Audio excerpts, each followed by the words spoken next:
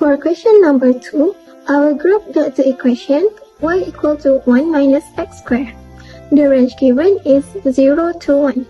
This equation revolves around the y-axis. To calculate surface area, we must use this formula, which is surface area equal to 2 pi multiplied with limits of the interval a to b x squared of 1 plus derivative of fx squared dx. First and foremost, we need to differentiate y equation. Then we get dy dx equal to negative 2x.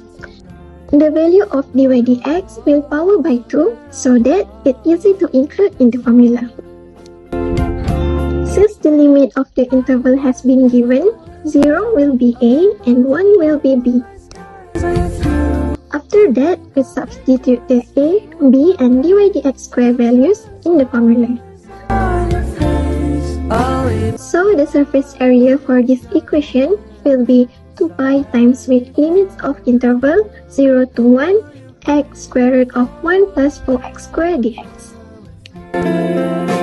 After substitute into the formula, we need to choose u function such that its derivative become easier to handle. We choose square root of 1 plus 4x squared as u and its derivative du dx is 8x. Then we substitute dx with du over 8. We simplify and integrate the equation until we get pi over 4 bracket u power of 3 over 2 divided by 3 over 2 with limit 0 to 1.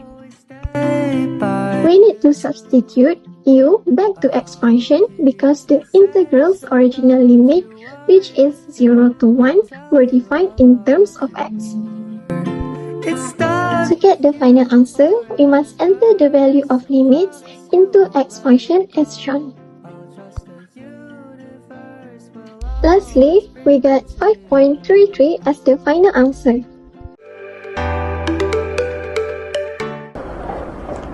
When we are given a function, for example, y equals to 1 minus x squared, and we are asked to find the surface area of this function revolved around y-axis, it can sometimes be difficult because we are unable to visualize the surface area of this function. However, using GeoGebra, we are able to do so. So let's find out. Since we are asked to find the surface area of this function from 0 to 1, we create another function. Type in the function, select function, and the second option. And our function is fx, starting from 0 to 1. We'll get a line, which is this, which is the exact part we'd like to revolve it around the y-axis. We'll create a slider. Let's put in an n, which is the angle we'd like to rotate through. And the angle we'd like to rotate through is from 0 to 2 pi. Generate the surface. The surface of, we'll choose this option. We'll have our curve gx, and the angle is the n, and the line we like to revolve is revolved around y-axis.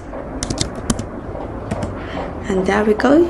We'll have the surface generated around the y-axis, as you can see.